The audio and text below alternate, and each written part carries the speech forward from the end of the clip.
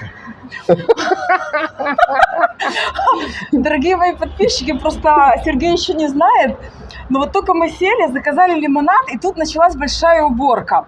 Причем сейчас уже час дня, по сути, то есть у них было время почистить, но как только я начинаю где-то съемки, начинается великая уборка. Ну, Сергей просто как бы первый раз это видит, а я это вижу постоянно. Ну, это вообще шоу. Да, нормально. Они хотят внимания. Шокран гиден! Шокран гиден! Хабиби, шокран гиден! Надо хоть чуть-чуть внимания. Все, пошел. Ну да, все, не обращаем на нее внимания, Да, они... засмущался человек. Дорогие мои подписчики.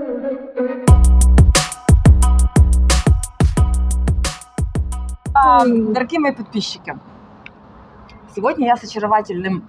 Нет, с очаровательным мужчиной так не подходит. Нет, это очаровательная женщина, не так. Дорогие мои подписчики, здравствуйте. Сегодня я вот с таким интересным мужчиной, молодым человеком. Меня только познакомили друзья, я толком о нем ничего не знаю. Знаю, что он только умный, интересный, симпатичный, ходит в зал, качается и еще очень много всего знает. Да, что тебе тут нравится, что не нравится, в общем... Ну, давай с хорошего начнем. Будем перемешку, да, значит, давай. Что-то хорошего. В целом, в прошлом году я сюда прилетел первый раз. Откуда ты, скажи? Я из Беларуси. Да? Да. Слушай, а твоя борода не трется в микрофон, нет? Вот так вот. Да, вряд ли. А, нет, вот теперь хорошо. Вы? Да. Вот так вот, У нормально. меня просто грудь мощная. Грудь, да, грудь мощная. Я грудь всегда, мощная, все комплименты в свой адрес, это всегда со стёбом. Я никогда не говорю это серьезно. Да, значит, в прошлом году я сюда прилетел первый раз. Без, так сказать, конечной даты, без обратного билета. Ну, то есть прилетели на какое-то время, на какое будет понятно потом. Вот, задержались мы тут на 7 месяцев. Значит, что нравится? Во-первых, климат. Я забыл, что такое аллергия, простите, сопли, кашель, чихание, там слезоточивые глаза. У тебя это было там раньше? Да, постоянно было. Особенно вот этот тополиный пух в Беларуси. Это просто... Я месяц не мог не разговаривать, да, было такое. Ну, вылезло вот несколько лет назад. Ты здесь про это все забываешь, про насморки, ну, про все то, что было, так сказать, уже частью моей жизни. Здесь это все пропало, исчезло, и я такой, типа, ну, нихера себе, как прикольно оказывается. Ну да. Вот. Второе, это еда, точнее, вот, ну, фрукты, насколько это доступно, насколько это другой вкус. И я просто понял, сколько лет меня обманывали, что апельсин должен быть кислым. Нет, он должен быть сладким. Скажи, такой сладкий. Я охренел, я честно говорю, я просто охренел от того, насколько здесь вообще еда другая. И, ну, цена это вообще что-то... А египетская кухня? На грани фантастики. Вот. Египетская кухня, но я не рисковал особо здесь ходить по заведениям, потому что наслышан много чего. И, ну, здесь про сервис мы поговорим отдельно, в целом в Хургаде. А чего ты наслышан? Ну, здесь антисанитарные нормы. Но я еще ни разу в туалете не сидела. Ну, вот у меня просто, это лично мои загоны. Да? Я их в Беларуси особо по заведениям не хожу. Ну и правильно. Как-то у меня в этом плане есть, ну, не то чтобы загоны, я просто не особо доверяю. Есть проверенные заведения, которые, естественно, я посещаю, кушаю, но как-то не всегда. Ну, здесь как-то, в общем, я не зашел. Я в парочку заведений зашел, посмотрел, как это готовится, какими руками, я что-то, ой, не, спасибо. Пойду порыгаю дома лучше. Короче, как-то так. Вот, еда, климат, люди местные, я про местные говорю.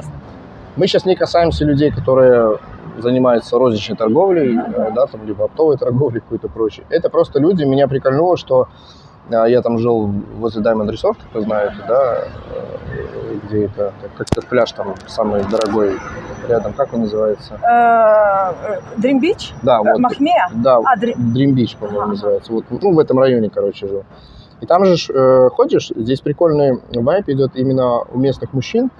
Возле каждого дома стоит стульчик и сидит мужчина, ну, дорман, я так понимаю. И они вот потом стульчики могут объединять, сидят там, чилят, общаются по вечерам, все остальное. Я один раз походил по району, на второй раз иду, они мне: привет. Я обознался, ты земля, ну, типа, какой привет? Ну, я же из Беларуси, ну, как бы в контексте того, там, в принципе, даже человек тебя знает, может не поздороваться. И я такой, типа, что за херня? И потом я уже просто спустя месяц иду по своему району и каждому: привет, привет. И вот эта приветливость, улыбчивость, то есть у них как-то заложено в ДНК, наверное, улыбаться. У меня этого в ДНК не было. я честно говорю. Не было понятия улыбаться и зачем. То есть, когда мне улыбались, я сразу настораживался. Да? Что-то надо. Что-то сейчас меня разведет, кинет. Ну, то есть, что-то это было таком в крови что-то играло сразу и срабатывало. Здесь я вот это переборол себе и стал улыбаться тоже. Я здесь научился улыбаться, по Да? факту. Да. Вот Ведь именно... стало лучше жить, да? Да, меня прикалывают вот эти люди, которые занимаются сбором пластика. Ну, вот эти контейнеры. Сейчас объясню, к чему. Вот я иду даже вот по этой улице, просто там прогуливаюсь, иду. Вот он едет, ну, видно, что человек мало зарабатывает, ну, что вынужден собирать этот пластик, все дела. Но он видит меня, улыбается, привет, как дела, как жизнь. Он ничего не просит взамен. Это не про деньги там.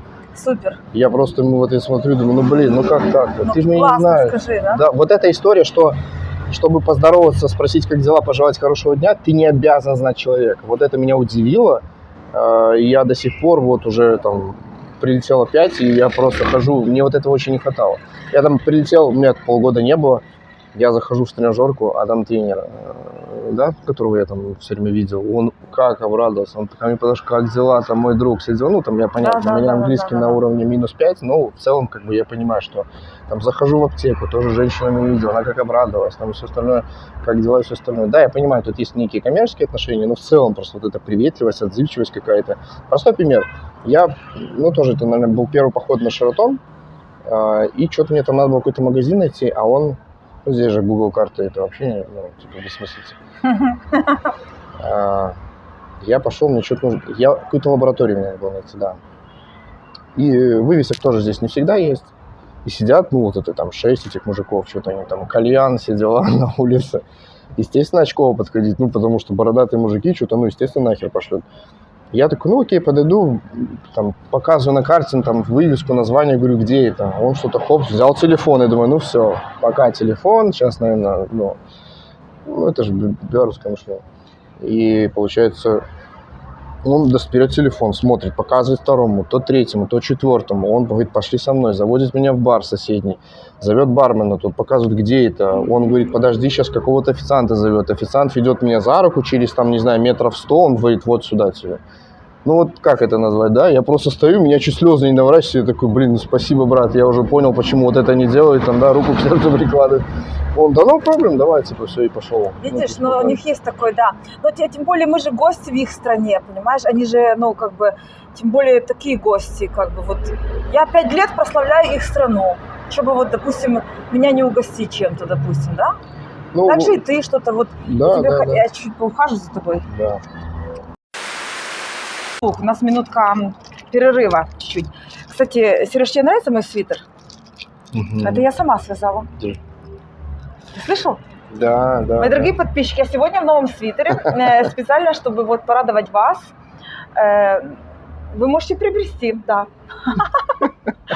Такую вещь. Ну, продолжай. На маркетплейсах, да. Значит, здесь прикольно. Здесь вообще другая история. И здесь мне понравилось тот факт, что еще... Вот смотри, ты от мух отгоняешься, фитнес, понимаешь? Да. То там. Самый главный плюс для меня, ну, поскольку я там занимаюсь в тренажерке, здесь я беру больше вес. Мне здесь хочется заниматься. Я не знаю, что здесь происходит с моей гормоналкой, но она меняется. Секс? О, это вообще... Да? Вообще. Итак, дорогие друзья. Мне словно 15, бля. Запишите себе. Запишите себе. Что вы... А ты знаешь, что я хочу какую тему сделать? Тут очень много девочек забеременела. И от наших мужчин, и от египетских мужчин. То есть египетская земля дарит счастье и детей. И много секса. Плодоносно, да. Да? Да. Вот, про гормонал. Ну, в смысле, то, что тренажерка, здесь, конечно, заниматься спортом очень интересно. Второй момент, здесь уходят, короче, со всеми нервозами, которые накопленные были в жизни, которые оказались уже частью меня, здесь они все ушли. То есть, вот просто прилетел сюда, ну, вышел из аэропорта, ехал в такси до дома и такой, типа, а что так неспокойно? Скажи, А правда? какого хера мне я ничего не боюсь? Почему я, когда вижу полицейского, мне ничего, ну, нога не дергается? Ну, типа, вот я имею в виду, я сейчас утрирую, шучу, но в целом я имею в виду, здесь очень спокойно. В плане внутреннего состояния это замечаешь не сразу, это приходит там чуть-чуть попозже, осознание того, что, ну, поэтому, наверное, и спорт лучше, поэтому еда здесь кажется вкуснее, Да. здесь все по-другому подсвечивается, потому что состояние более спокойное. То есть там, не знаю, мне здесь куриные яйца, я там готовлю себе на завтрак, и они невероятно вкусные. Да? Ты вот эти маленькие покупаешь, да? Да, я не знаю, в магазине. Да, а обычно. вот у бабушек на базарах, вот они сидят по дорогам, тоже такие домашние, знаешь? Наверное. Ну, я не пробовал, я в магазине в Гома-маркет езжу, там закупаюсь. Вот, поэтому здесь вот такие вот плюсы, и к этому, то есть я когда улетел, я думал, что я вернусь в свою привычную среду, меня хватило на 2 месяца на родину. И все, потом опять начало накрывать. Первое, что я заметил, когда я прилетел, то есть там переночевал, выхожу на улицу, мы идем, я говорю, а что здесь такие все грустные? Вот настолько разница. Хотя мне казалось, я ничего там, люди все разные, но в целом я иду по улице, и фоново идет, люди, мы все мы понимаем, да, почему, но в целом негативная обстановка. Я там на кассе белорусы знают Европу, магазин, там что-то покупал, и просто моя очередь подходит, я там, добрый день, не улыбаюсь, она на меня смотрит, обкуренный, что ли, блядь? Так ты знаешь что? Некоторые люди пишут, что я постоянно чем-то обкуриваюсь перед тем, как вот делаю интервью. Ну и хер с ним, пускай завидует. Ну да, пусть завидуйте. Да. Вот, ну, то есть, и там идешь, кого-то знакомого там встретил, улыбнулся, привет. Ну, то есть, вот эта автоматическая улыбка, которой я здесь научился, да, в Хургаде, она перекочевала туда, но на 3-й месяц мне пришлось ее убрать, потому что я для какой-то странный был. Странный. Да. Самое интересное, когда даже человек не очень как бы натурально, улыбается, просто улыбается, даже пусть будет искусственно, мозг это воспринимает как ты счастлив. Ну, а какого хера ты счастлив? Это уже не важно. Когда все так, в смысле, блин, ну подожди, не надо, блин. Да? Давай потаскуем, побухаем там все дела, пожалуйста. Ладно, это я шучу тоже. Вот как-то так. Из того, что здесь не нравится, наверное, да, об этом мы сейчас с тобой поговорим. Значит, отловил вчера буквально тоже был этот момент, вот эти пристающие маленькие дети. То есть, понятно, есть родители, которые заряжают их на то, чтобы они там выпрашивали какие-то деньги. Ну, подошел, ты попросил, это окей, но когда они начинают ко мне прикасаться, залазить нахально в карманы, и я понимаю, что, вот даже что мне, да, такие тоже, то есть он просто начинает в карманы лезть там к рукам, что-то прикасаться и все остальное. Блин, я, конечно, не знаю. Но я ругался на днях прям конкретно. Я понимаю, что он меня не понимает, но интонацию, я думаю, он улавливает. Но все равно их ничего не стоит. Меня это, пипец как раздражает, если честно. И это мне не нравится. И, это, конечно, непривычно. То есть тот факт, что они переступают эту личную границу, начинают ко мне прикасаться. Да, личные. Подошел, ты попросил, там руку протянул, дал, не дал, там, окей, неважно. Личные границы, да, есть такой момент. Да. Я же понимаю, что я начну отмахиваться, там, зацепил его, не дай бог, еще этого ребенка, и будешь потом объяснять кому-нибудь. Вот. Первое время меня прям бесило, бляха, я не знаю, как это объяснить, меня напрягало отсутствие сервиса. Я долго, месяца 3, наверное, тоже злился, вызываешь Uber. Помимо того, что он может сказать себе другую цену, это еще полбеды. Но вторая история, вот я вызываю в точку конкретно, да, вот я стою здесь, он паркуется напротив, то есть там на той стороне дороги, сигналит, видит меня и машет, иди сюда. Я стою, ты охуел, блядь, я вызвал такси, давай сюда, чеши, блядь, тебе впадло развернуться там или что, он, давай иди сюда, типа, хули ты не идешь, блядь. Я, блядь. Ну как такое может, да, понятно, я привык, что там те сервисы, которыми там пользовался там в Беларуси, в Москве и все остальное. То есть вот он приезжает до метро, то есть вот он паркуется, вот, чтобы я просто ручку протянул свою барскую и открыл дверцу, там, или он мне открыл. А тут прям вот так. Второй момент, садишься в такси, ты еще, не все. Он сидит, курит, ему пофиг. В машине накурено, он достает пачку, говорит, будешь курить? Я говорю, чувак, я не курю. Ты можешь не курить? Он говорит, нет, сейчас докурю, выброшу. И едет дальше. Да. Ему похер вообще. Но есть в этом свои плюсы. Они больше коммуникативные. Тоже первое время я шугался, что он, хули он едет и поет. В машине под песню какую-то подпевает. Тоже такая странная история. Потом спустя какое-то время сам уже с ними ехал, подпевал, там, в ладоши хлопал. Просто вот этот вайб ловишь. Прикольно. В этом же нет ничего плохого. Да. Недавно был случай, мы ехали в Гаузет, а это утренний подъем. Здесь 8 утра, это примерно как в Беларуси 5 утра. Здесь немного позже жизнь начинается. Да. Вот. И я что-то еду такой, ну, вообще не выспанный, глаза полуоткрыты. Он говорит, а он, оказалось, по-русски хорошо говорит. Говорит, а ты что, турист или живешь здесь? Я говорю, живу здесь. Он на меня так посмотрел, так внимательно. А что я тебя не видел? И минут через 5 до меня дошла шутка. Ну, то есть, типа, мы живем в деревне, ты здесь живешь, а что я тебя не видел? Типа, ну вот Да, это нужно было прочувствовать. Я просто начал истерически ржать. Типа, потом едем, он включает. Так они, дело в том, что они помнят всех, кто живет. Да, он говорит, а что я тебя не видел? Ну, такой интересный момент. Потом он начинает петь песни, именно вот русские песни, типа Шуфутинского, вот эти 2000-х годов. И он едет прям с интонацией, там, где надо пальчиком Да такой ты сделать. что? Я просто такой, хрена себе, чувак, тоже. Да Это ты же не что? все. Он, На русском прям? Да. Потом он достает микрофон караоке, говорит, на, пой. Да?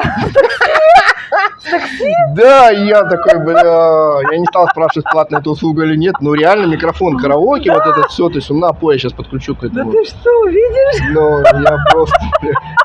Ну, вот такие вот есть, бывают. Там, мужчины в основном, там, 40 плюс лет, видно, вот. Они артистичные очень. Они едут, там, песенка играет какая-нибудь, да, и он ее там едет, подпевает, там, еще что-то в ладоши. Пацаны, конечно, да, они такие больше, не знаю, голодные в плане финансов, они там, конечно, чаще молодые парни и пытаются развести там на большую сумму в плане, чем есть Uber. Вот мы недавно я там встречал людей в аэропорту, и у меня было 90, там 2, я ему достал сотку, ну, я говорю, без дачи, он типа, не, 160 давай. Я говорю, ну, схерали тебе 160, Да, типа, да. вот, мне ж там, ну, стандартно вот это все. Я сотку положил, говорю, не, чувак, не сегодня, не прокатилось. Вот. Такие вот нюансы. Слушай, ну да, египтяне артистичные, это великие актеры, я их обожаю за это. Ну, они прикольные, да, они вот, ну, в плане как-то коммуникации, они легкие. Да, мы сейчас не берем там вот эти коммерческие взаимоотношения, что они хотят заработать, ну, конечно, ну, а кто не хочет заработать? Очень классно здесь оттренировался навык, когда вот идешь там по той же Мамше, вот эти магазины, и они там все пристают, втюхивают, впаривают что-то. И иногда ведешься такой, типа, ну да, мне это не надо, но деньги достаешь и все остальное. Очень классный навык вот этих податливых людей, которые очень мягкие. Вот рекомендацион походить каждый день прям и учиться отказывать грамотно, когда в ногу что-то впаривать, то, что тебе нахер не надо. Вот, это тоже такой прикольный навык, поучиться именно отказывать.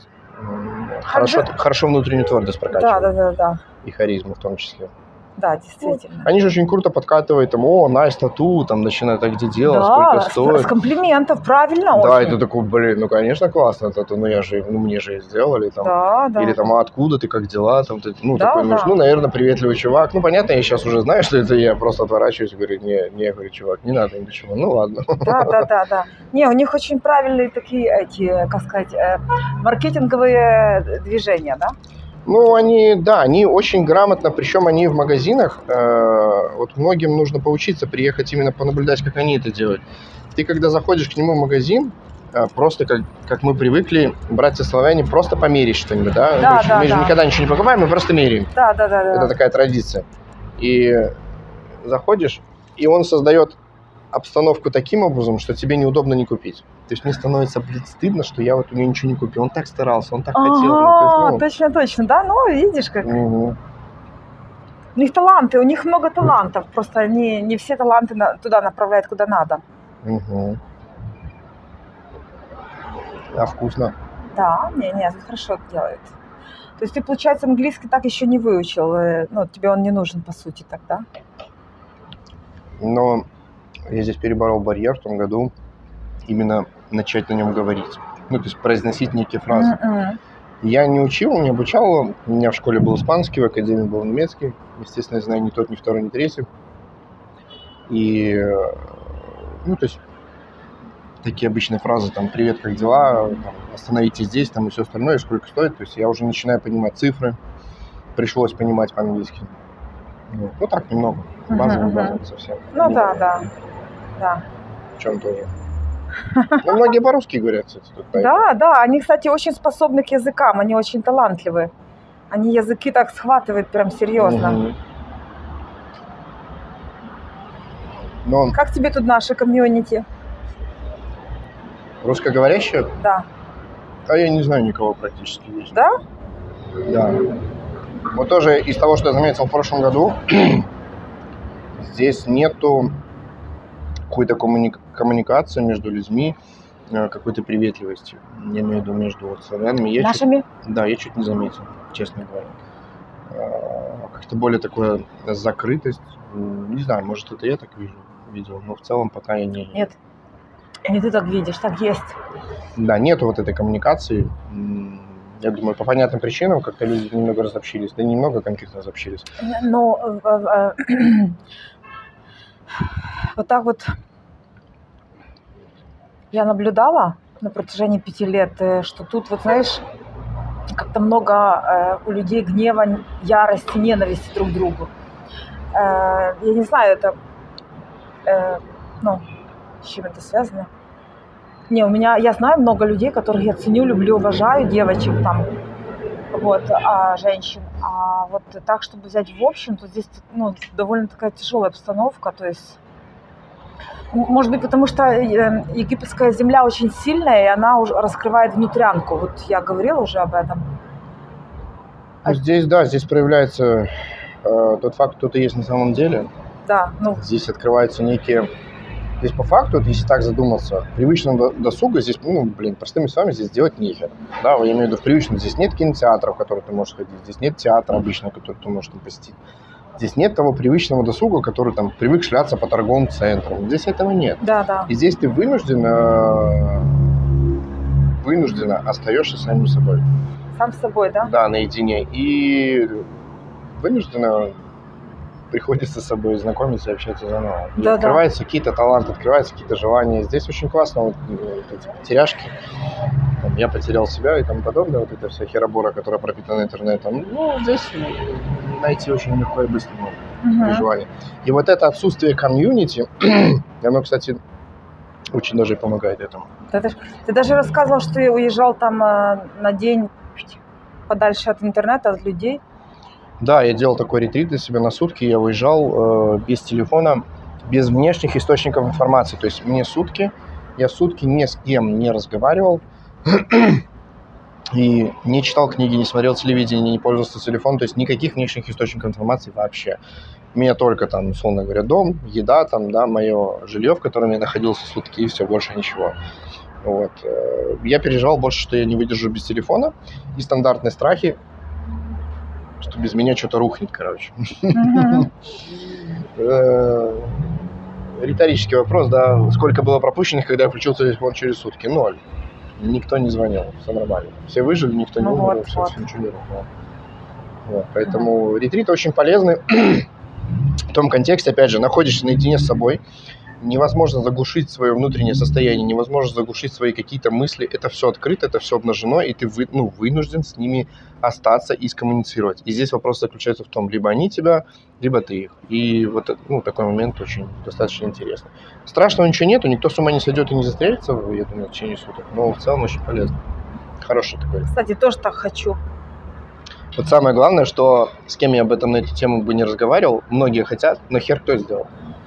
Объясню почему. Потому что, это надо же выбрать день. А как мне этот день выбрать? А то не так, а то не это. Выбрать вот эти сутки.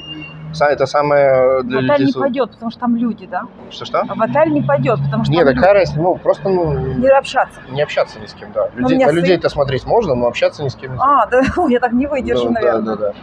Вот. И вот в этом... Это на самом деле выбрать вот эти сутки, это самое легкое. Слушай. Просто страх, он блокирует эту всю историю. И... Да? Конечно. Надо попробовать. Мозг, он достаточно хитрый, он же знает тебя лучше, чем кто-либо, даже лучше, чем ты. Выкрутится, да? Он там нашепчет такого, что поверишь в любую информацию, которую он тебе скажет. Потому что он живет с тобой дольше всех, и он тебя спасал несколько раз, поэтому начинаешь доверять. Да ты что? Конечно. Так интересно. Мозг, да, он так работает. Там есть определенные взаимосвязи, не знаю, Да? может, попозже углубимся, в эту тему. Там есть психика, есть Я мозг, вообще обожаю такие разговоры. Там Прям. интересно. Я долго это изучал, как это все устроено, почему это работает так, а не по-другому. То есть, много я книг туда, обучений, много туда личного опыта я вложил в эту всю историю, чтобы разобраться в эту всю историю. Ты любишь науку, да? В какой-то степени, да. В целом, смотри, как у меня все устроено в жизни, как я это вижу я. Я вижу все в формате формулы, одной большой формулы. То есть удача – это не что-то непрогнозируемое или там данное какой-то судьбой. Судьбы, блин, нету судьбы никакой. Нету судьбы, да? Нету. Удача – это вполне понятная оцифрованная история, которую, ну, то есть мы ее там с другом разложили, мы там несколько часов на эту тему разговаривали, разложили, это понятная прогнозируемая формула удачи на самом деле. Все вот эти случайные встречи – это тоже вполне прогнозируемая история, которую можно предвидеть и разложить, и можно ее, условно говоря, ну, не спровоцировать, а, ну, можно сконструировать эту всю историю. Вот и все. Я вчера, нет ничего такого. Знаешь, ну, не, я согласна с тобой. Я вчера там, что-то же там мелькает, когда в этом, в Ютубе, когда, знаешь, что-то тебе выкидывает. И вчера, значит, карты Таро. В твою жизнь идут два мужчины. Один из прошлой жизни, который был холодный, отстраненный, который тебя потерял. И другой с темными волосами, который будет тебя до конца жизни с тобой. А ты не заметила, что... Они все подходят, да? Они все подходят. Потому что это общая фраза. Класс. Это так вот они завлекают, да? Смотри, я могу тебе сейчас сказать твой портрет. Хочешь? Давай. Ну, и вот 90% попадет. Давай. У тебя стандартная недолюбленность жизни, недохваленность, есть гнев к мужчинам, скрытый гнев. И у тебя есть борьба внутренняя с финансами, короче, тоже есть нюанс. Кому это подойдет? Вот, больше половины это уже, ну да, это про меня. Это обычная стандартная типовая фраза, которая есть у большинства людей. Ну да, У каждого человека есть завистник, у каждого человека... Почему обычно, вот ты не задумалась, почему говорят обычно вот эти все гадалки, предсказатели, человек с темными волосами? Почему? Слушай, не блондин, не рыжий. Потому что темных людей с темными волосами их большинство. Да. Среднего роста там, ну, высокий тоже очень редко говорят, либо среднего, либо не. Ну, то есть это все такие стандартные фразы, и почему там вот эти же карты, как это, метафорические карты, я тоже эту тему как-то проходил, я вообще как-то вовлекся в эту всю историю, в каком контексте? Сам себе доказал, что это все фигня полная вообще, ну, то есть это все, ну, пускай не обижаются те, кто этим занимается, вы в это верите, вообще вопросов нет. Ни один таролог, я посещал тарологов, астрологов, хиромантов, предсказателей. Это все было по несколько разных специалистов из разных, то есть, ну, я всегда там спрашивал, дайте мне лучших, там все дела. Ни один вообще не попал даже близко. Они максимум сказали, что я мужского пола. Ну, то есть, ну, по понятным причинам, ну, как бы видно, да, наверное, что я мужчина все-таки, да, половая принадлежность. Все остальное мимо. Был один астролог, женщина тоже там, у нее очередь была, по-моему, 6 месяцев, ну, чтобы к ней попасть на прием. Это было тоже очень давно, лет 10 назад, даже если не больше. Я к ней сходил, она так, записывай в тетрадочку, там, вот, в этом году вот это, в этом, ну, то есть, там, на 5-летку она мне закинула, я прям все записывал, что произойдет. Прошло 6 лет, я случайно нашел эту тетрадку, и мы с другом ее открываем, и просто я начинаю засчитывать, ну, единственное ну, вот кайф, который я получил, это просто от души поржал с того, что там было написано. Ну, то есть, 0. Поэтому, возвращаясь к тему судьбы, ее нет. Не существует. Судьба – это понятие настолько относительное, это перекладывание ответственности, как и в религию, там, у каждого на своя, там, в богов, все остальное. Это все перекладывание ответственности за свою жизнь на нечто другое. Это там судьба решила. Да какая, блядь, судьба? Ты ее делаешь, ты ее вот, как ты вяжешь сейчас, да, это вот в моменте ты тоже… Да. И переменных, чтобы дойти там с точки той, в которой ты сейчас находишься, в другую точку, в которую ты хочешь попасть, там ты можешь попасть там сотнями, тысячами вариаций. Это формула, в которую ты просто переменные вбрасываешь, чтобы после знака равно была вот эта точка, в которую ты хочешь попасть. Ты сам решаешь, что тут закинь. Но если второй вариант, ты можешь не принимать никаких решений, полагаясь на судьбу, там еще на что-то. И, естественно, тогда это, не знаю, сесть в тачку, в которой ты не за рулем, другой водитель. И при этом надеяться, что он тебя привезет туда, куда хочет. Нет, он поедет туда, куда он хочет, а не ты. Поэтому это вот примерно... Поэтому страдания, нервоза происходят из-за этого. Но чтобы, опять же, когда происходит какая-то критическая ситуация, этот водитель, который вас вез, там, попал в какую-то там ситуацию, ДТП, там, человек получает травмы, и он такой, ну, судьба так решила. И опять пошло все по колесу, в одно и то же начинает происходить. Нет, ну, выйди с тачки, сядь сам за руль. Да. А чтобы сесть за руль, это уже ответственность за себя. Это вот люди, я сколько вот живу, сколько живу, столько вот убеждаюсь. Люди готовы брать ответственность за детей, там, за мужей, жен, за родителей, за своих сотрудников, там, за сотни людей, но только, не за себя. Вот за кого угодно, только не себя. Потому что нас не учили. Этому не учили, и многие это осознают, бессознательно это чувствуют, и не уходят от этого. Потому что Не все хотят быть счастливыми на самом деле. Да ты что? Да. Быть счастливым – это смелость, на самом деле. Правда? Конечно. Дерзость такая, да? Смелость, да. Слушай, а как ты относишься к психологам? Давай конкретизируй немного в плане отношений чего? В плане профессии, либо, Вот их сейчас очень много. да. Больше Вот половины... я тебе расскажу один такой случай тут в Хургаде. Мгм. Давно это было. Мы с одной женщиной общались, она, значит, говорит, у нее дочка подросток, и она говорит, я вот когда занимаюсь сексом, мне аж дочка стучит в дверь. А я говорю, то есть ты занимаешься сексом с этим мужчиной египетским при дочке, по сути? Она говорит, ну я же показываю ей любовь. Я говорю, это не любовь, это секс. Ну, через 2 месяца они расстались. То есть это так считаешь, что нормально, когда психолог спит через... А тут стены тонкие. И дочка стучит, в одной квартире, просто разные комнаты. Что касается психологов, я в течение, наверное, лет 10-15 проходил психотерапию. Это были тоже разные специалисты. Я их регулярно менял. Угу. Что могу сказать одно? Психологи идут очень много людей, особенно девушек, женщин, у которых, у самих очень много травм психических. Ну. И почему это происходит? Это происходит потому, что... Почему они идут в эту, собственно говоря, профессию? Чтобы уйти от ответственности за свою жизнь, опять же.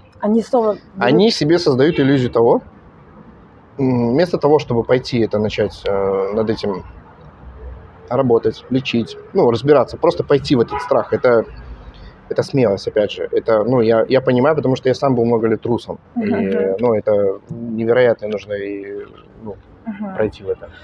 И вместо того, чтобы в это пойти, они выбирают себе какую иллюзию, обманку. Я сейчас стану психологом и заодно во всем разберусь. Но хирург себе операцию не сделает. Вот это ключевая ошибка. И пообщавшись с некоторыми людьми, я там захожу, на 5-й минуте я просто вижу, что человек просто, он психопат.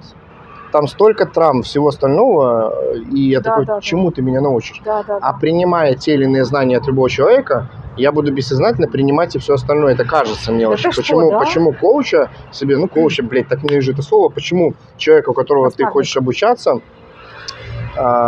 нужно выбирать очень тщательно. Простой пример, я там много провожу собеседований, я задаю вопрос, допустим, кандидату, там неважно, на руководящую должность, либо там другую, творческую какую-то, я задаю вопрос, я говорю, опишите вашего руководителя, с которым вы готовы работать там лет 5. Самое интересное, что 90% не могут его писать, потому что у них нет этого. А мы все прекрасно знаем, мы не можем откуда-то уйти, мы можем только куда-то прийти, да? Поэтому, чтобы найти этого руководителя, нужно понимать, кто это, чтобы его отфильтровать среди других. И они начинают, я говорю, давайте вместе начинаю накидывать вопросы, и 1, по-моему, процент только всего лишь, там вообще настолько, даже меньше будет, наверное, 0,5%, говорят про деньги. То есть человек готов идти к руководителю, обучаться, принять его себе как руководителя, в котором он там все это будет дело принимать. И говорит, если руководитель не зарабатывает деньги, он вам нужен? Нет, не нужен. Так почему об этом не говорите? То есть, понятно, вопрос риторический, и многие над этим задумываются. То же самое здесь. Если ты выбираешь себе человека, который будет тебя, условно... Я сейчас, опять же, утрирую, шучу. Да. Фитнес-тренер, у которого 120 килограмм веса, у меня вопросы. Да, или я там прихожу к девушке, к психологу, чтобы она мне разложила отношения, которая 3 разведена, у меня тоже, вопросы. Да. Или я там прихожу с запросом про деньги, я тоже экспериментировал про кстати, гадалки, эти все, когда посещал, тоже замечал такую ситуацию, эти все почему-то гадалки-предсказатели, живут просто в таких ссаных помещениях, в каких-то домах, квартирах, Я такой, ты не можешь себе наколдовать бабла? Сука, это же настолько примитивно и очевидно. Я имею в виду, что, почему? Да, и то же самое, прихожу к психологу по отношениям, и она там 3 разведена. Чему она меня научит? Да. Что мужики все мудаки, условно говоря, или там какие-то другие моменты. Это все нужно смотреть. Слушай, у меня в Москве, когда я преподавала, была знакомая психолог. Она закончила МГУ золотой медалью. Она этой золотой медалью крутила везде. Она ходила ко мне на тренировки. А когда мы поехали, знаешь, есть в наших странах такая купель, где есть просто купаться. Знаешь, там с крестом, святые места, где можно окунуться в холодную воду, знаешь? Если с крестом, то не утонешь, да? Да. Вот, и получается, я залезла вниз, ну там так темновато, я залезла вниз, а она, значит, наверху, ну, голая. Я потом поднимаюсь вверх, ее очередь вроде бы. Она говорит, Виктория, говорит, ты знаешь, говорит, я тебя хочу. То есть она ходила ко мне 2 года тренировки в групповые, и, видимо, это все время, это псих. Я говорю, не-не-не, я только с мужчинами.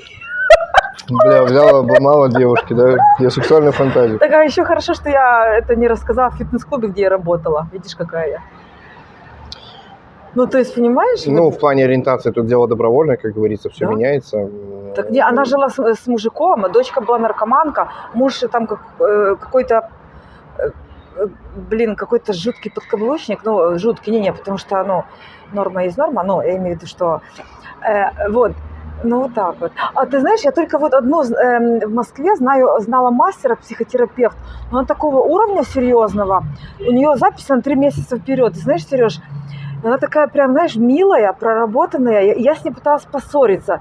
Мне не получилось. Угу. Но не получилось. Она так отвечала, любя, что я не могла с ней поссориться, понимаешь? А как бы это вот единственный психолог за всю мою жизнь. Я одну помню, уровень. А все остальные, ну, пока не нашла выше, чем... Ну, значит, получается, это ее предназначение, да? Нет, здесь, опять же, ну, предназначение тоже, я в это особо не верю. Да. Тут все может меняться очень... Каждый год человек может меняться, условное предназначение, заниматься чем сегодня по кайфу это, завтра другое. Да, действительно. И нет такого в моем понимании вообще в жизни, что типа человек рожден вот для этого. Да нет, в моем понимании такого нет. В плане психологии, вернусь немного назад, что я выявил? Вот я 10 лет занимался психотерапией, я тебе уже немного об этом рассказывал. Сереж, положи, пожалуйста. И за 10 лет ни один психолог, не в обиду никому, естественно, не сказал, что я в депрессии. Ни один не сказал. Я пришел здесь к другому специалисту по здоровью, да, вот. Я тоже, да, здесь в Кургаде. Она мне начала поднимать энергию и гормоналку. Ну, здесь врач есть, Анна, я про нее тебе рассказывал немного. Вот, в Кургаде здесь. И она мне сказала, она говорит, Сергей, пора признаться, вы в депрессии. Да ты что? И я признался сам. Ну, опять же, здесь все располагает. Познакомь меня с ней. Да, познакомлю. И получается, вот она мне об этом сказала. Ну, она там по первому, по-моему, образованию психиатра, насколько я понял. Да? И она сказала, что дальнейшее лечение будет тяжелое и практически невозможно по той причине, что пока с депрессии не выйдешь. То есть ты сейчас такой бодрый, веселый, интересный, ты в депрессии, да? Был. Нет, был, да? Это в том году было. Я поняла. Вот. И я такой, ну, все, да, пора. Естественно, начинает, ну, депрессия – это отдельная история, там, это вообще жутчайшая яма, если кто-то из близких тебе говорит, я в депрессии, блядь, вообще не бросай человека, ему нужно помочь. Он нужно понимать, депрессия – это грань между жизнью и смертью, такая вот половинчатая история, там, из крайности в крайность, там нет баланса. Да? Такое состояние мозга, да? Ну, там... В чем его опасность? Допустим, если что-то болит, ты такой, выпей обезбол, пройдет. Ну, то есть ты всегда видишь выход. Там что-то болит, обезбол не помогает, там надо пролечить, еще что-то. У тебя всегда есть выход. А депрессняк – это отсутствие выхода. Это что? То есть это бесконечная борьба, бесконечное вкладывание ресурсов, энергии в выход, в поиске выхода. Это знаешь, как лабиринт, который, сука, никогда не заканчивается. И какой бы человек сильный не был, он сдается. Да, в каком контексте он просто устает искать выход. И он просто уже, ну, типа, все хорош. Я сдавался в год по 2-3 раза. Ну, в каком плане? Такой, типа, все, не могу. Я не говорю сейчас про какой-то закончить жизнь. Нет, я просто такой, типа, все, я устал, я задолбался, я не хочу ничего делать. Я устал что-то делать. Потому что, что бы я ни делал, все заканчивалось провалом. Это и в финансовых историях, и там в других. Ну, то есть все заканчивалось херово. В какие-то минусы там приходилось попадать, еще что-то. Ну, то есть я такой, смотришь там на юных ребят, которые, ну, инфо-цыгане, да, там рассказывают, что они миллион сделали за неделю, ты такой начинала себя этим пинать. Вот, мне там уже там за 30, я такой еще, мне ничего нету и все остальное. И оно, ну, я же говорю, депрессия, величайший враг спрячется там, где ты будешь его меньше всего искать. Где ты никогда не будешь искать, у себя в голове. И он прячется вот там, депрессия. И она вот начинает тоже нашептывать и говорить разные вещи, только потому что депрессии нужно питаться твоей слабостью. Это что? Это ее и питает, да. И тоже для меня было величайшим открытием, что чтобы быть счастливым, нужно что-то делать. что-то делать, Да, правда? если не хочешь ничего делать, будет депрессия. Вот, это получается, наверное, один из ответов на вопрос, почему вот, ну вот люди, которые не увлечены своим делом, они несчастливы, они завидуют, и они вот на таких негативных, скажем, вибрациях. А, Сейчас расскажу вот эту историю, как раз вот отвечу на этот вопрос, что я нашел специалиста, который мне помог выйти из депрессии. Там 3 консультации мне хватило. Ну, это в моем случае. Понятно, кому-то, может, и 10 нужно, кому-то, может, и 1. Я просто начал все делать, что он говорил, а он мне говорил там такие вещи иногда делать. Искать одноглазую кошку в кургазе. Шучу. В чем ситуация? Он мне говорил, что как только ты начинаешь думать о себе, выходишь на улицу, ищешь одноглазую кошку. Пока не найдешь, не успокаиваешься. То есть, как только ты сидишь в мыслях, вот это и есть все. Первый признак того. Любая депрессия, плохое настроение лечится действиями. Какими? Простите, похую какими. Да. Я начал с чего? Я купил себе там приставку Sega Mega Drive, которая там в детстве у меня не было. Я купил себе машинку на пульте управления, пневматический пистолет. Я просто начал там модельки, эти машинки. Баловать себя. Да, я там просто иду на улицу, беру этот пневмат, там по воде стреляю. Тупо, да похую, это весело. Да. Там играю в эту приставку, сижу, там этот Mortal Kombat рубился, еще что-то. Просто звоню друзьям, там, и начинаем, вот как в детстве мы тупо разгоняться. Неважно чем, похую, надо просто, действовать. Как только замыкаешься в мыслях, все, это сразу. Добрый вечер, депрессия. Приятно познакомиться, присаживайтесь поудобнее, вы здесь надолго. Вот эта история. У меня тоже там, есть друзья знакомые, и я говорю, во-первых, самая дорогая болезнь – это депрессия, то есть выход из нее самый дорогой и такой длительный. Второе, вот в мысли. Только ты заводишь мысли, все, это сразу. Не надо там сидеть, никогда не надо сидеть в голове. Почему, допустим, там мечты и все остальное, это тоже немного затягивает туда, потому что ты начинаешь мечтать, это вот туда ты уходишь в мысли. Как только ты начинаешь делать, то есть материальный мир устроен как? На каких-то конкретных действиях ты получаешь конкретный твердый результат, материальную ценность какую-то, там, вещь, еще что-то, человека, в конце концов. Там простой пример на отношениях. Ну окей, я знаю там кучу людей, там мужчин и женщин, которые сидели бесконечно, визуализировали себе этого принца или принцессу. И хули. Прошел год, сидят дальше, визуализируют. Только нервоз уже конкретный, капец какой, ёб твою мать. И они такие дальше сидят, что-то визуализируют. Действия, я говорю, так выйди на улицу, может, для начала. Может, на сайте на каком-нибудь зарегистрироваться. То есть нужно счастью дать шанс, чтобы оно пришло. Закрывшись дома, ты просто не пустишь его к себе никаким образом. Поэтому действие, любое. Вот что приходит в голову, то и пошел. Понятно, там без каких-то негативных историй. Да, хочется поплавать, пошел поплавал. Хочется там еще что-то, то есть ходить, бегать, прыгать. Почему спорт немного тоже помогает в этом плане? Потому что он гормоналку разгоняет, и там тестостерон поднимает, все остальное, и очень круто помогает. То есть нет возможности думать. То есть я позанимался спортом, гормоналка разогналась, тестостерон поднялся, тестостерон – это смелость. Я такой, что-то, значит, надо что-то делать. Что нужно делать? Не придумал, значит, а что самое первое хотелось? Вот это, пошел и сделал. Неважно что. В первую очередь, когда как только начался выход из депрессника, получается, мы там на первом созвоне мы общаемся, я говорю, слушайте, а можно матом? Он, конечно, нахуй можно, давай, насыпай. И я как с ним, как не знаю, как с братишкой, как с лучшим другом детства. Мы с ним просто вот так вот общаемся. Это сколько ему лет? А он плюс-минус мой ровесник, наверное. Где он живет? По-моему, в Москве. Да, он там, он квалифицированный там психиатр, он самый популярный, по-моему, в интернете вообще психиатр в плане там, вот этих соцсетей. Как зовут? Андрей Хватков.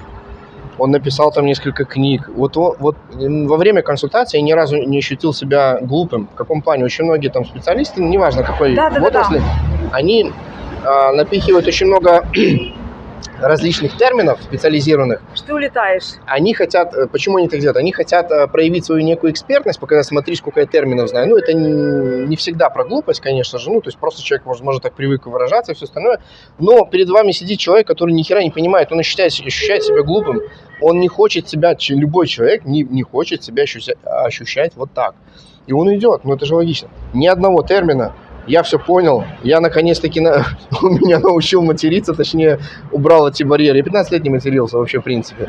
Я стал, говорить так, как я хочу. Вот. Ни одной там таблетки, вы тоже страхи, что там подсадят на какие-то антипрессанты. Ни одной таблетки, мы просто с ним на таком прикольном вайбе поговорили. Класс. Вообще по кайфу. Там, и я еще 2 консультации у него там, 2 раза мы с ним созванивались. И я такой, типа, как-то, можно. Я после первой консультации 3 дня был самым счастливым человеком в мире, наверное, который мне так Класс. казалось. Супер. Я вышел на эту 40-градусную жару, думаю, как прекрасно здесь жить. Это же не по чем-то, это просто вот в Класс. голове меняется состояние. Я там кушал одну и ту же еду и говорил, какая прекрасная еда. Почему? Она такая вкусная. Там, уходит вот эта вся история. Он меня научил не сидеть в голове, как убирать вот эти дебильные мысли, особенно перед сном. То есть, все, их нету. Я контролирую теперь эти все процессы. Ты контролируешь? Да, шикарно. Да. Вот шикарно. Это, кстати, важно же, правильно, да? Конечно, важно. Это самое главное, пожалуй. Контролировать свои мысли и вообще. Ну да. Контролируешь мысли, контролируешь настроение и, соответственно... Да. В теле, смотри, в чем прикол. Точнее, не прикол, а в чем вообще ситуация. В нашем теле есть весь спектр эмоций и ощущений, которые мы уже ощущали, либо еще там не ощущали. То есть оно есть прямо сейчас вот в твоем теле. Вопрос, но тело устроено таким образом, что ты можешь транслировать только одну. Вопрос, какую эмоцию ты хочешь транслировать, выбираешь только ты. И это можно пустить на самотек, оно будет само беспорядочно, хаотично это все дело происходить. Либо ты будешь сама конкретно выбирать, счастлив, радость, улыбка, еще что-то. То есть ты выбираешь. Либо, конечно, можно пустить на самотек. Так вот, о чем я говорил, сразу после первых шагов выхода из депрессника, я просто половину своих знакомых послал нахуй прямым текстом. Супер. Вот просто сразу позвонил, Почему? Я такой, потому что у многих, я думаю, есть такие люди, которые... Токсы. Да клещи это по-другому называют. Клещи. Клещи, да? Впиваются... И сосут. Да. Пускай сосут. Они, питаются, пьют и еще при этом всегда недовольны. Токсичные. И что это вызывает в самого человека? Чувство вины, недооцененности, чувство вины, все остальное. Самое худшее вообще чувство, это чувство вины, да, это вообще, это страшно, чувство вины. Очень многие отношения на этом строятся манипулятивные, особенно женщины любят мужиков садить на чувство вины. При этом выстраивать ситуацию таким образом, чтобы и выжимает, выкручивает это чувство вины, и это очень крутой такой рычаг, веревочка, за которую можно дергать, и, многие мужчины на это ведутся, потому что в их понимании мужчина должен быть мужчиной, никогда его женщина должна быть счастливой. Слушай, кстати, хороший разговор на следующую тему. Давай вот эту следующую тему откроем так вот, давай? Можно, назовем как-то интересно тему. Мои дорогие подписчики, как вы поняли, с Сергеем можно разговаривать бесконечно долго. Все мои вопросы, которые я приготовила, они остались там же в планшете, то есть они не пригодились, потому что с ним болтать просто о чем угодно и очень так глубоко он уводит, молодец. Давайте сделаем так.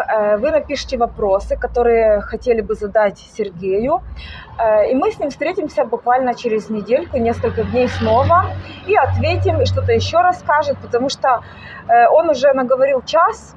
А так долго мои зрители могут не выдержать, они просто не подготовлены, поэтому но с ним так интересно общаться, что я для себя столько всего интересного узнала, но хочу, чтобы вы тоже узнали, поэтому, я думаю, так будет хорошо. Окей, да. Вопросы, кроме, политических, экономических, финансовых и прочих. Да. Понятно, да. Тогда прощаемся. Да. Все, до встречи. Всем пока. Пока. Вот тут мы шли с Сережей, а за нами побежал мужчина. Он бегут. Мадам, Что? Можно, но интернет. Хорошо. Ну что ж, на сегодня все. Если выпуск был вам интересный, вы можете меня единожды отблагодарить, нажать на сердечко «Спасибо», которое находится под видео, и выбрать маленькую сумму. Я увижу от кого. И до скорых встреч в Египте. Пока-пока.